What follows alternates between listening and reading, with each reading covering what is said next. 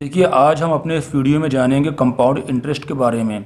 एक तो compound interest का फार्मूला होता है, ठीक है ना। और उसको अगर हम बिना फार्मूले के सॉल्व करना चाहें तो किस तरह से सॉल्व करेंगे। तो देखिए, कंपाउंड इंटरेस्ट पढ़ने से पहले हम कुछ पॉइंट्स जान लें। अगर ये पॉइंट्स हमें मालूम होंगे तभी हम सॉल्व कर पाएंगे, वरना सॉल्व करने में बहुत ही ज़्यादा प्रॉब्लम होगी। पहला देखिए, आपका ये आ जाएगा पी। पी आप लोग को मालूम ही प्रिंसिपल होता है ना। उसके बाद आपका आ जाएगा आर। आर आपका होता है रेट ऑफ इंटरेस्ट। और उसके बाद में टी। टी आपका होता है टाइम। और ये आपका आई। आई आपका हो जाएगा इंटरेस्ट। और ये जो ए होता है ये आपका होता है ए अमाउंट। तो इसमें विदाउट यूजिंग फार्मूले में सिर्फ एक फार्मूला लगाना है सिंपल इंटरेस्ट का, यानी कि पी आर टी अपॉन 100, जो कि फार्मूला आप लोगों ने 8th में पढ़ा होगा। P into R into T upon 100।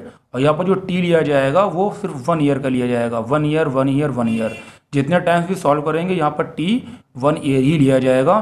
Suppose करो अगर यहाँ पर टोटल टाइम जो दे रहा है आपको 5 ईयर्स दे रहा है, ठीक है। तो हम इसमें कंपाउंड इंटरेस्ट के लिए टी को 5 पुट नहीं करेंगे, टी को 1 ही पुट करना होगा, ठीक। उसके बाद यहाँ से जो हमारा एक ये हो गया। और दूसरा कंपाउंड इंटरेस्ट जो हम फाइंड कर रहे हैं सिंपल इंटरेस्ट था। और ये जो हमारा कंपाउंड इंटरेस्ट का फार्मूला आपका आ जाएगा ए माइनस पी। ये हमारा मेन फार्मूला है, ठीक है। यहाँ पर जो है तो जो आपका ये ए होता है ना, तो ये हमारा फाइनल अमाउंट है। और जो पी है आपका ये ओरिजिनल प्रिंसिपल है, यानी कि हम फाइनल अमाउंट से ओरिजिनल प्रिंसिपल को माइनस कर देंगे तो हमारा कंपाउंड इंटरेस्ट आ जाएगा। और एक बात आप लोग को और ध्यान रखनी है कि जो पहले ईयर का होता है यानी फर्स्ट ईयर का, चाहे एसआई हो यानी सिंपल इंटरेस्ट हो या कंपाउंड इंटरेस्ट, ये दोनों ही इक्वल होते हैं, सेम होते हैं। अगर हमारा सिंपल इंटरेस्ट 400 रुपये आ रहा है तो 1 ईयर का यानी 1 साल का कंपाउंड इंटरेस्ट भी उतना ही आएगा, है ना। चलिए इसको हम सॉल्व करते हैं एक एग्जाम्पल से।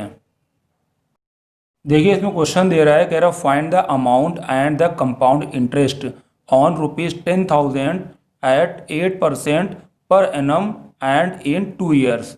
देखिए यहाँ पर ये 2 साल की बात हो रही है, 2 ईयर्स बोल रहा है। तो हम पहले क्या करेंगे, पहले हम 1 ईयर का निकालेंगे। तो लिख देंगे फॉर फर्स्ट ईयर, है ना। उसके बाद फिर निकालेंगे हम सेकेंड ईयर के लिए। तो यहाँ पर हम क्या करें, यहाँ पर हम लिख देंगे for first year, for first year, ठीक है। और जो दे रहा है उसमें नोट कर लेते हैं हम। तो यहाँ पे हमें पी दे रहा है, पी आपको दे रहा है 10,000 रुपीज़, ठीक। और उसके बाद में हमें आर दे रहा है आपका 8%। और टी मैं बता चुका हूँ, टी इसमें 1 ईयर लिया जाएगा, ठीक है। उसके बाद फार्मूला लगा दिया जाएगा, I equal to P into R into T, P into R into T upon 100। Solve कर लीजिए। देखिए पी आपका 10,000 था, ये आर आपका 8% था, टी आपने 1 लिया अपॉन 100। 0 0 कैंसिल, 0 से 0 कैंसिल, 8 1 ज़ा 8 और उसका मल्टीप्लाई कर दिया, आपका ये आ गया 800 रुपीज़। देखिए जो पहले साल का हमें क्या मिला है, पहले साल का हमें इंटरेस्ट मिला है 800 रुपये मिला, ठीक है। तो अमाउंट कितना हो जाएगा at the end of first year, यानी पहले साल के अंत में हमारा अमाउंट हो जाएगा पी प्लस आई। तो पी तो हमारा 10,000 था और हमको यहाँ से इंटरेस्ट मिल गया 800 रुपये। तो हमारा जो अमाउंट हो गया वो हो गया 10,800, 10,800 रुपये हो गया, है ना। तो जो हमारा ये अमाउंट आया है पहले साल में, यही नेक्स्ट ईयर के लिए यानी सेकेंड ईयर के लिए यही हमारा अमाउंट क्या बन जाएगा, पी बन जाएगा, यानी प्रिंसिपल बन जाएगा। तो यहाँ लिखेंगे फॉर सेकेंड ईयर, क्या लिखा जाएगा, फॉर सेकेंड ईयर, YAR, ठीक है, सेकेंड ईयर। तो अब देखो जो पी था हमारा वो क्या हो गया, वो हमारा हो गया 10,800 रुपीज़, है ना। आर हमारा जो था वही रहेगा और जो हमारा टी था वही रहेगा, ठीक। सिर्फ करते क्या, जो हमारा अमाउंट निकलता है, ठीक, वही हमारा सेकेंड ईयर के लिए पी हो जाता है।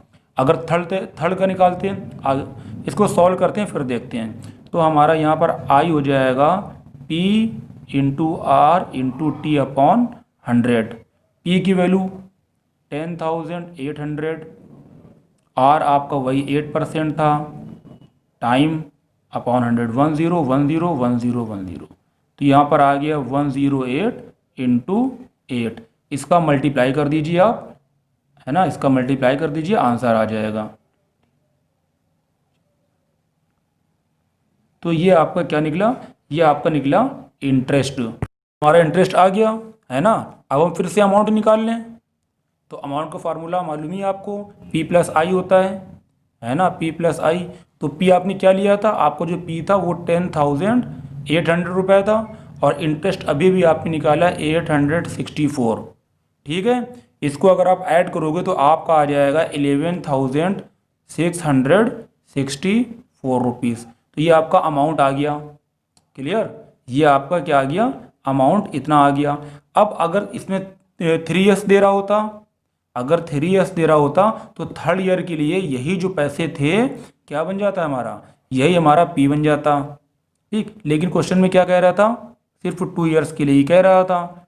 तो हमारा फाइनल अमाउंट ये आ गया है। मैंने फार्मूला बताया था कंपाउंड इंटरेस्ट का, फार्मूला होता है A माइनस P। ठीक, जो A होता है वो फाइनल अमाउंट। तो हमारा फाइनल अमाउंट आया है 11,604, और जो हमारा P था, P स्टार्टिंग कितना दे रहा था, 10,000 दे रहा था, है ना। इससे इसको माइनस कर देंगे तो हमारा आंसर आ जाएगा 1,664 रुपीज़। यही हमारा हो गया कंपाउंड इंटरेस्ट। ठीक, तो ये मेन फार्मूला आपको ये याद रखना है यहाँ पर, ये कि compound interest equal to final amount और माइनस ओरिजिनल प्रिंसिपल, यानी प्रिंसिपल जो दिया जाएगा क्वेश्चन में वो। कंपाउंड इंटरेस्ट के सेकंड वीडियो में हम लोग सीखेंगे कंपाउंड इंटरेस्ट के बारे में फार्मूले का यूज़ करके। इसलिए आप लोग इसके सेकंड पार्ट को ज़रूर देखिएगा, कंपाउंड इंटरेस्ट यूजिंग फार्मूला।